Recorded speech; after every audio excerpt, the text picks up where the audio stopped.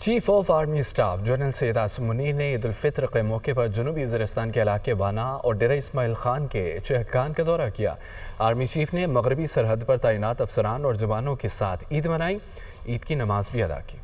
Army chief کا عید الفطر پر وانا اور ڈیرہ اسماعیل خان کا دورہ، جوانوں سے ملاقات۔ آرمی چیف نے مغربی سرحد پر عید کی نماز ادا کی اور پاکستان کے پائیدار استحکام اور خوشحالی کے لیے دعا کی۔ پاک فوج کے شعبہ تعلقات عامہ ISPR کے مطابق آرمی چیف نے جوانوں کو عید کی مبارکباد دی اور ان کی بے لوث خدمات اور غیر متزلزل عزم کو سراہا۔ سپہ سالار نے کہا کہ آپ کی وابستگی اور قربانیاں نہ صرف ہمارے وطن کے تحفظ کی ضمانت ہیں، پاکستان سے آپ کی گہری محبت کی بھی عکاسی کرتی ہیں۔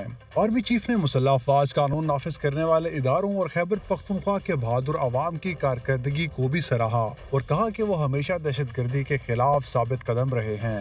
ISPR کے مطابق آرمی چیف نے شہداء کی قربانیوں کو خراج عقیدت پیش کیا اور کہا کہ امن و استحکام کے قیام کے لیے ان کی جدوجہد ہماری کامیابی کی بنیاد ہے۔ آرمی چیف کی آمد پر کور کمانڈر پشاور نے ان کا استقبال کیا۔